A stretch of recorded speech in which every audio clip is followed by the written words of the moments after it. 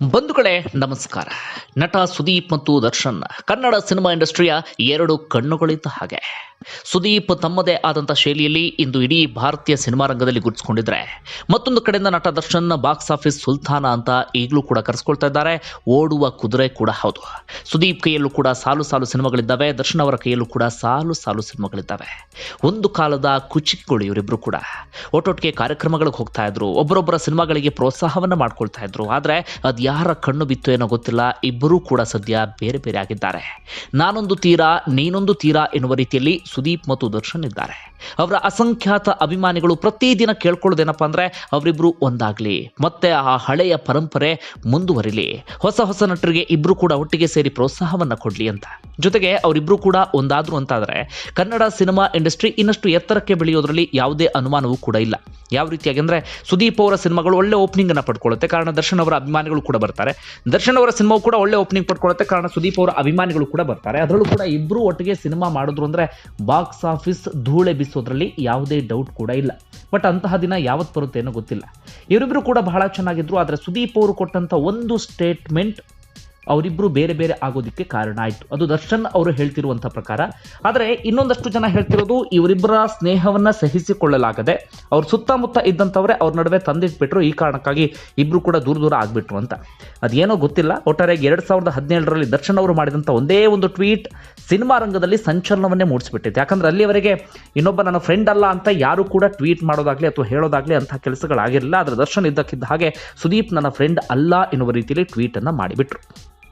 ಅದಾದ ನಂತರ ತುಂಬ ಜನ ಕುತೂಹಲದಲ್ಲಿ ಕೇಳ್ತಾ ಇದ್ರು, ಯಾವ ಕಾರಣಕ್ಕಾಗಿ ದರ್ಶನ್ ಅವರು ಈ ರೀತಿಯಾಗಿ ಟ್ವೀಟ್ ಮಾಡಿದ್ರು ಅಂತ. ಅದಕ್ಕೆ ದರ್ಶನ್ ಅವರೇ ಉತ್ತರವನ್ನು ಕೊಟ್ಟರು, ನನ್ನನ್ನು ಸಿನಿಮಾ ಇಂಡಸ್ಟ್ರಿಗೆ ಯಾರೂ ಕೂಡ ರೆಫರ್ ಮಾಡಿಲ್ಲ, ನಾನು ಸ್ವಂತ ಬಲದಿಂದ ಬೆಳೆದೆ ಅಂತ. ಆಗೆಲ್ಲರೂ ಕೂಡ ಸರ್ಚ್ ಮಾಡಿದಾಗ ಒಂದು ಇಂಟರ್ವ್ಯೂನಲ್ಲಿ ಸುದೀಪ್ ಅವರು ಹೇಳಿದ್ರು, ದರ್ಶನ್ ಅವರನ್ನ ಸಿನಿಮಾ ಇಂಡಸ್ಟ್ರಿಗೆ ರೆಫರ್ ಮಾಡಿದ್ದು ನಾನೇ, ಮೆಜೆಸ್ಟಿಕ್ ಸಿನಿಮಾಗೆ ನಾನೇ ಹೇಳಿದ್ದು.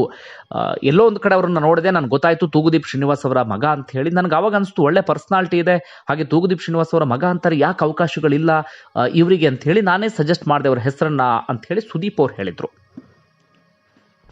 ಇನ್ಫ್ಯಾಕ್ಟ್ ನನಗೆ ಮೆಜೆಸ್ಟಿಕ್ ಅನ್ನೋ ಚಿತ್ರ ಬಂದಿದ್ದು ನನಗೆ ಫಸ್ಟ್ ಸತ್ಯ ಮತ್ತೆ ಇವರು ಬಂದಾಗ, ಅವಾಗ ನನಗೆ ಮಾಡಕ್ ಆಗ್ಲಿಲ್ಲ ಇಮಿಡಿಯೇಟ್ ಆಗಿ.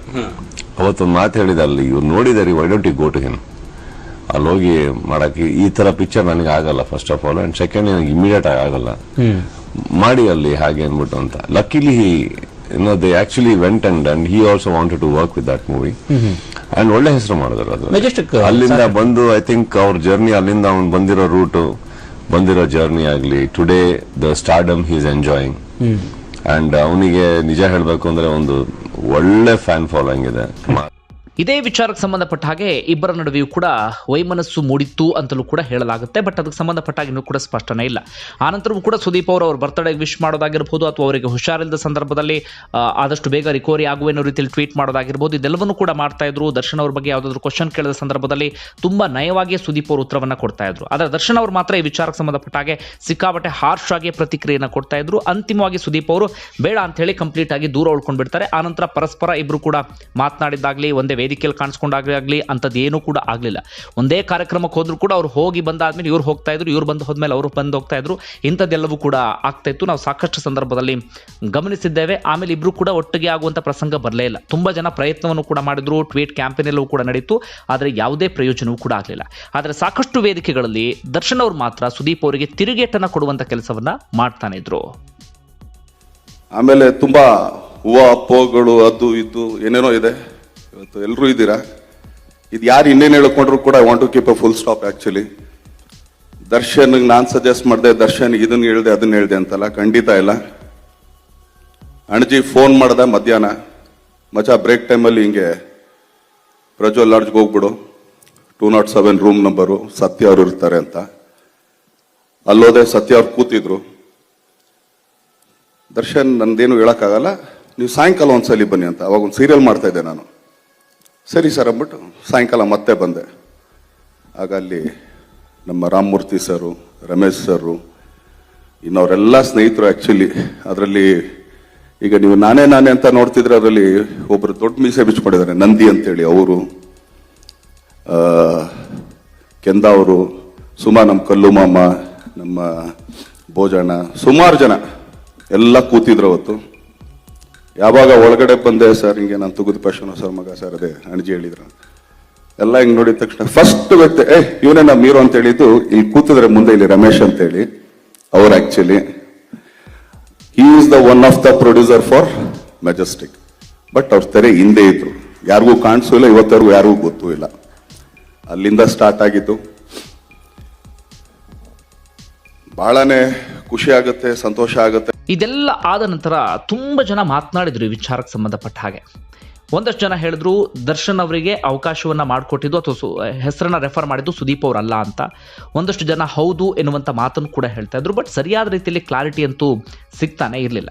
ಇನ್ನು ಆ ದಿನಗಳನ್ನು ನಾವು ನೆನಪು ಮಾಡ್ಕೊಳ್ತಾ ಹೋಗೋದಾದರೆ ಆಗ ಏನು ಆಯಿತು ಅಂತ ಹೇಳಿ, ಮೊದಲು ಏನಾಗುತ್ತೆ, 2002ರಲ್ಲಿ ಮೆಜೆಸ್ಟಿಕ್ ಸಿನಿಮಾ ಬರುತ್ತೆ. ಮೆಜೆಸ್ಟಿಕ್ ಸಿನಿಮಾ ಬರೋಕ್ಕೂ ಮುನ್ನ ಸುದೀಪ್ ಅವರು ಸಿನಿಮಾ ರಂಗದಲ್ಲಿ ಒಂದು ಲೆವೆಲ್ಗೆ ಗುಡ್ಸ್ಕೊಂಡಿರ್ತಾರೆ ಅವರು. ಕಾರಣ 2000ನೇ ಇಸ್ವಿಯಲ್ಲಿ ಸ್ಪರ್ಶ ಸಿನಿಮಾ ಬಂದಿರುತ್ತೆ. ಇನ್ನು ಇವರಿಬ್ಬರು ಕೂಡ ಒಟ್ಟಿಗೆ ಸಿನಿಮಾ ಇಂಡಸ್ಟ್ರಿಗೆ ಬಂದಂಥವ್ರು. 1997ರಲ್ಲಿ ಸುದೀಪ್ ಅವರು ತಾಯವ್ವ ಸಿನಿಮಾ ಮೂಲಕ ಇಂಡಸ್ಟ್ರಿಗೆ ಎಂಟ್ರಿ ಕೊಟ್ಟರೆ, ದರ್ಶನ್ ಅವರು 1997ರಲ್ಲಿ ಮಹಾಭಾರತ ಎನ್ನುವ ಸಿನಿಮಾ ಮೂಲಕ ಸಿನಿಮಾ ಇಂಡಸ್ಟ್ರಿಗೆ ಎಂಟ್ರಿ ಕೊಟ್ಟಿದ್ರು. ಅವರು ಕೂಡ ಬೇರೆ ಬೇರೆ ರೀತಿ ಪಾತ್ರವನ್ನು ಮಾಡ್ಕೊಂಡು ಹೋಗ್ತಾ ಇದ್ರು. ಆನಂತರ ದೇವರ ಮಗ, ಭೂತಯ್ಯನ ಮಕ್ಕಳು, ಎಲ್ಲರ ಮನೆ ದೋಸೆ ತೂತೆ, ಈ ರೀತಿಯಾಗಿ ದರ್ಶನ್ ಅವರು ಮಾಡ್ಕೊಂಡು ಹೋಗ್ತಾರೆ. ಸುದೀಪ್ ಅವರು ತಾಯವ್ವ ಪ್ರತ್ಯರ್ಥ ಮಾಡ್ತಾ ಇದ್ದ ಹಾಗೆ ಅವರಿಗೆ ಸ್ಪರ್ಶ ಎನ್ನುವಂಥ ಸಿನಿಮಾ ಸಿಗುತ್ತೆ 2000ನೇ ಇಸ್ವಿಯಲ್ಲಿ. ತಕ್ಕ ಮಟ್ಟಿಗೆ ಸಿನಿಮಾ ಹಿಟ್ ಆಗುತ್ತೆ. ಆನಂತರ ಸುದೀಪ್ ಅವರು ಸಿಕ್ಕಾಪಟ್ಟೆ ಬ್ಯುಸಿ ಆಗ್ತಾರೆ. ಆದರೆ ದರ್ಶನ್ ಅವರಿಗೆ ಅಂಥದ್ದೊಂದು ಅವಕಾಶ ಸಿಗಲೇ ಇಲ್ಲ. 2002ನೇ ಇಸ್ವಿಯವರೆಗೂ ಕೂಡ ಅಂಥದ್ದೊಂದು ಅವಕಾಶ ಸಿಗಲಿಲ್ಲ. ಇದೇ ಸಂದರ್ಭದಲ್ಲಿ ಇದೀಗ ಬಾಮಾ ಹರೀಶ್ ಅವರು ಒಂದು ವಿಚಾರವನ್ನು ರಿವೀಲ್ ಮಾಡಿದ್ದಾರೆ. ಮೆಜೆಸ್ಟಿಕ್ ಸಿನಿಮಾದ one of the producer Bama Harish ಅವರು ಕೂಡ ಹೌದು. ಮತ್ತೊಬ್ಬರ ಪ್ರೊಡ್ಯೂಸರ್ MG ರಾಮಮೂರ್ತಿ. ಅದೇ ರೀತಿ ಬಾಮಾ ಹರೀಶ್ ಅವರು ಕೂಡ ಹಣವನ್ನು ಹಾಕಿದ್ದಾರಂತೆ. ಅವ್ರು ಹೇಳ್ತಿರುವಂಥ ಪ್ರಕಾರ ಸುದೀಪ್ ಅವರೇ ನಮಗೆ ರೆಫರ್ ಮಾಡಿದ್ರು ಅಂತ. ಸುದೀಪ್ ಅವರ ಬಳಿ ಹೋಗ್ತಾರಂತೆ. ಮೆಜೆಸ್ಟಿಕ್ ಸಿನಿಮಾಗೆ ಫಸ್ಟ್ ಅನ್ಕೊಳ್ಳೋದು ಸುದೀಪ್ ಅವರ ಹೆಸರನ್ನ. ಸುದೀಪ್ ಅವ್ರ ಬಳಿ ಹೋಗ್ತಾರಂತೆ. ಅಷ್ಟೊತ್ತಿಗಾಗಲೇ ಸುದೀಪ್ಗೆ ಸಿಕ್ಕಾಪಟ್ಟೆ ಡಿಮ್ಯಾಂಡ್ ಕ್ರಿಯೇಟ್ ಆಗಿಬಿಟ್ಟಿತ್ತು. ಕಾರಣ ಸ್ಪರ್ಶ ಒಂದು ಲೆವೆಲ್ಗೆ ಹಿಟ್ ಆದ ನಂತರ ಅವರಿಗೆ ಹುಚ್ಚ, ವಾಲಿ, ಚಂದು, ದಮ್, ನಂದಿ ಹೀಗೆ ಸಾಲು ಸಾಲು ಸಿನಿಮಾಗಳ ಶೂಟಿಂಗ್ನಲ್ಲಿ ಅವರು ಬ್ಯುಸಿ ಆಗಿದ್ರು. ಹೀಗಾಗಿ ಮೆಜೆಸ್ಟಿಕ್ ಸಿನಿಮಾ ಮಾಡುವ ರೀತಿಯಲ್ಲೂ ಕೂಡ ಸುದೀಪ್ ಅವರು ಇರಲಿಲ್ಲ. ಹಾಗೆ ಸುದೀಪ್ ಅವರು ಇನ್ನೊಂದು ಅಂದ್ಕೊಂಡ್ರಂತೆ, ಅದು ನನಗೆ ಆ ಸಿನಿಮಾ ಮಾಡೋದಕ್ಕೆ ಕಷ್ಟ ಆಗುತ್ತೆ ಅಂತ. ಯಾಕಂದರೆ ಸ್ಪರ್ಶ ಒಂದು ಸಾಫ್ಟ್ ಆಗಿರುವಂಥ ಸಿನಿಮಾ, ಆನಂತರ ಒಂಥರ ಕ್ಲಾಸ್ ಸಿನಿಮಾಗಳನ್ನೇ ಮಾಡ್ಕೊಂಡು ಹೋಗ್ತಾ ಇದ್ರು. ಒಂದು ಮಾಸ್ ಸಿನಿಮಾ ಮಾಡೋದು ನಂಗೆ ಕಷ್ಟ ಆಗ್ಬೋದು ಅಂತ ಹೇಳಿ ಸುದೀಪ್ ಅವರು ದರ್ಶನ್ನ ಹೆಸರನ್ನ ರೆಫರ್ ಮಾಡ್ತಾರಂತೆ. ಆಗ ಬಾಮಾ ಹರೀಶ್ ಅವ್ರು ಏನು ಮಾಡ್ತಾರೆ, ಎಲ್ಲರ ಮನೆ ದೋಸೆ ತೂತೆ ಸಿನಿಮಾದಲ್ಲಿ ದರ್ಶನ್ ಅವ್ರು ಮಾಡ್ತಾ ಇರ್ತಾರಲ್ಲ, ಹೀಗಾಗಿ ಅಲ್ಲಿ ಡೈರೆಕ್ಟರ್ಗೆ ಫೋನ್ ಮಾಡ್ತಾರಂತೆ, ಪ್ರಕಾಶ್ ಅಂತ ಡೈರೆಕ್ಟ್ರು. ಅವರು ದರ್ಶನ್ ಅವರನ್ನ ಕರ್ಕೊಂಡು ಬರ್ತಾರಂತೆ ಮೆಜೆಸ್ಟಿಕ್ ಸಿನಿಮಾಗೆ. ಆದರೆ ಅಷ್ಟೊತ್ತಿನೊಳಗಾಗಿ ಅಣಜಿ ನಾಗರಾಜ್ ಜೊತೆಗೆ ದರ್ಶನ್ಗೆ ಒಂದು ಸ್ನೇಹ ಬೆಳೆದಿತ್ತು. ಅಣಜಿ ನಾಗರಾಜ್ ಅವರು ಕೂಡ ಮೆಜೆಸ್ಟಿಕ್ ಸಿನಿಮಾಗೆ ದರ್ಶನ್ ಅವರಂತಾನೆ ಅಂದ್ಕೊಂಡಿದ್ರಂತೆ ತಲೆಯಲ್ಲಿ. ಈ ಕಾರಣಕ್ಕಾಗಿ ಎಲ್ಲ ಗೊಂದಲ ನಿರ್ಮಾಣ ಆಯಿತು ಅಂತ ಬಾಮಾ ಹರೀಶ್ ಅವರಿಗೆ ಹೇಳ್ತಿದ್ದಾರೆ. ಅಂದರೆ ಒಂದು ಕಡೆಯಿಂದ ಸುದೀಪ್ ಅವರು ಹೆಸರು ರೆಫರ್ ಮಾಡಿದ್ದು ಹೌದು, ಆದರೆ ಸುದೀಪ್ ಅವ್ರ ಹೆಸರು ರೆಫರ್ ಮಾಡುವ ಸಂದರ್ಭದಲ್ಲಿ ಇನ್ಯಾರೋ ದರ್ಶನ್ ಹೆಸರನ್ನ ರೆಫರ್ ಮಾಡಿ ಆಗ ಹೋಗಿತ್ತು. ಈ ಕಾರಣಕ್ಕಾಗಿ ಈ ವಿಚಾರ ದರ್ಶನ್ ಅವ್ರ ಗಮನಕ್ಕೆ ಬರಲಿಲ್ಲ. ದರ್ಶನ್ ಅವ್ರ ಹೆಸರು ಮೊದಲೇ ರೆಫರ್ ಮಾಡಿದ್ರು ಅನ್ನುವಂಥ ವಿಚಾರ ಸುದೀಪ್ ಅವರ ಗಮನಕ್ಕೂ ಕೂಡ ಬರಲಿಲ್ಲ. ಈ ಕಾರಣಕ್ಕೆ ಒಂದಷ್ಟು ಗೊಂದಲ ನಿರ್ಮಾಣ ಆಯಿತು ಅಂತ ಕಾಣುತ್ತೆ. ಇನ್ನು ಈ ವಿಚಾರಕ್ಕೆ ಸಂಬಂಧಪಟ್ಟ ಹಾಗೆ ಬಾಮಾ ಹರೀಶ್ ಅವರು ಕೂಡ ಮಾತನಾಡಿದ್ದಾರೆ. ಮತ್ತೆ ದರ್ಶನ್ ಅವರು ಹಿಂಗೆ ಮುಂಚಿನ ಪರಿಚಯ ಇದ್ದ ದರ್ಶನ್ ಅವರು ಅಥವಾ ಯಾರೋ ಪರಿಚಯ ಮಾಡಿಸಿದ್ರ, ಲೈಕ್ ಅವರು ದರ್ಶನ್ ಆಯ್ಕೆ ಬಗ್ಗೆ ಹೇಳಿದ್ರೆ ದರ್ಶನೇ ಯಾಕೆ ಅಂತ ಅಷ್ಟು ಈ ಪಿಕ್ಚರ್ಗೆ ನಾವೆಲ್ಲ ಹಿಂಗೆ ಮಾತಾಡ್ಬೇಕಾದ್ರೆ ಸುದೀಪ್ ಅವ್ರಿಗೆ ಮಾಡೋಣ ಅಂತೇಳಿ. ಸುದೀಪ್ ಅವ್ರನ್ನ ಯಾರು ಅಪ್ರೋಚ್ ಮಾಡಿ ಸರ್? ಸುದೀಪ್ ಅವ್ರು ನಾನು ಸುಮಾರು ಒಂದು ನಮ್ಗೆ ಇವತ್ತಿಗೆ ಹಂಗೆ 30 ವರ್ಷದ ಫ್ರೆಂಡ್. ನನಗೆ ತುಂಬಾ ಆಕ್ಚುಲಿ ನನಗೆ ತುಂಬಾ ಹಳೆ ಫ್ರೆಂಡ್ ಅವರು. ನನಗೆ ಅವ್ರು ಇಂಡಸ್ಟ್ರಿ ಬರೋಕ್ಕಿಂತ ಮುಂಚೆಯಿಂದ ನನಗೆ ಫ್ರೆಂಡ್ ಅವರು ಸುದೀಪ್ ಅವರು.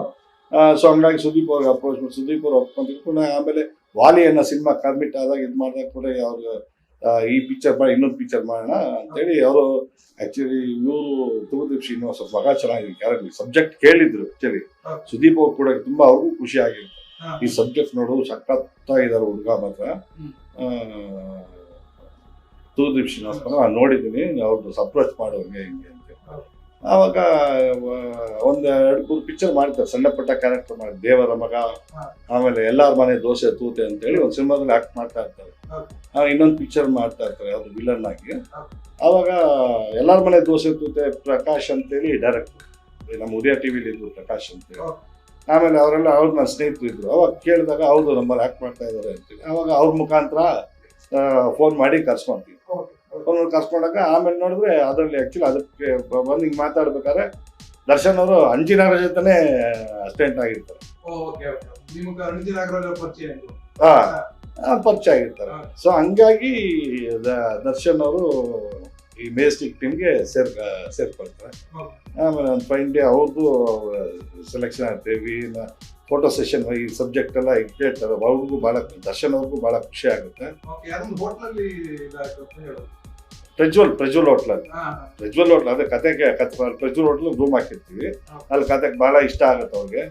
ಆಮೇಲೆ ಒಂದು ಫೋಟೋ ಸೆಷನ್ ಮಾಡ್ಬೇಕಂತ ಹೇಳಿ ಡೈರೆಕ್ಟರ್ ಇಲ್ಲೇ ಸನ್ ವ್ಯಾಲಿ ಕ್ಲಬ್ ಅಂತೇಳಿ ಮಾಗಡಿ ಮೇನ್ ರೋಡ್ ಒಂದು ಸನ್ ವ್ಯಾಲಿ ಕ್ಲಬ್ ಇದೆ. ಅಲ್ಲಿ ನಮ್ಮ ಮೇಕಪ್ ಮಲ್ಲಿ ಅಂತೇಳಿ ಪ್ರಭಾಕರ್ ಹತ್ರ ಇದ್ದು, tiger Prabhakar makeup, personal makeup ಅಷ್ಟೇ. ಅವರು ಮೇಕಪ್ ಮಾಡ್ತಾರೆ. ಸಡನ್ ಆಗಿ ಫೋನ್ ಮಾಡಿ. ಆಮೇಲೆ ಸ್ಟಿಲ್ ಫೋಟೋಗ್ರಾಫರ್ ರಮೇಶ್ ಅಂತೇಳಿ ಅವ್ರು ಕರೆಸ್ತೀವಿ. ಅಲ್ಲೊಂದು ಫೋಟೋ ಸೆಷನ್ ಆಗುತ್ತೆ. ಆಮೇಲೆ ರಗ್ಡ್ ಲುಕ್ ಅಲ್ಲಿ ದರ್ಶನ್ ಅವ್ರಿಗೆ ಮೇಕಪ್ ಮಾಡ್ತಾರೆ. ಗೆಟಪ್ ಒಟ್ಟಾರೆ ಅದು ಏನೇ ಆಗಲಿ, ಅಭಿಮಾನಿಗಳೆಲ್ಲರೂ ಕೂಡ ಅಂದ್ಕೊಳ್ತಾ ಇರೋದು ಇವರಿಬ್ಬರು ಮತ್ತೊಮ್ಮೆ ಒಂದಾಗಲಿ, ಕನ್ನಡ ಸಿನಿಮಾ ಇಂಡಸ್ಟ್ರಿಯನ್ನ ಇನ್ನಷ್ಟು ಎತ್ತರಕ್ಕೆ ಬೆಳೆಸುವಲ್ಲಿ ಇವರಿಬ್ಬರ ಪಾತ್ರ ಬಹಳ ಮುಖ್ಯ ಆಗುತ್ತೆ. ಆದಷ್ಟು ಬೇಗ ಒಂದಾಗೋದು ಮಾತ್ರ ಅಲ್ಲ, ಒಂದೇ ಸಿನಿಮಾದಲ್ಲೂ ಕೂಡ ಕಾಣಿಸ್ಕೊಳ್ಳಿ ಎನ್ನುವಂಥ ಬಯಕೆಯನ್ನ ಇವರ ಅಭಿಮಾನಿಗಳು ವ್ಯಕ್ತಪಡಿಸ್ತಾ ಇದ್ದಾರೆ. ನೀವೇನಂತೀರಿ? ಕಮೆಂಟ್ ಮಾಡಿ ತಿಳಿಸಿ.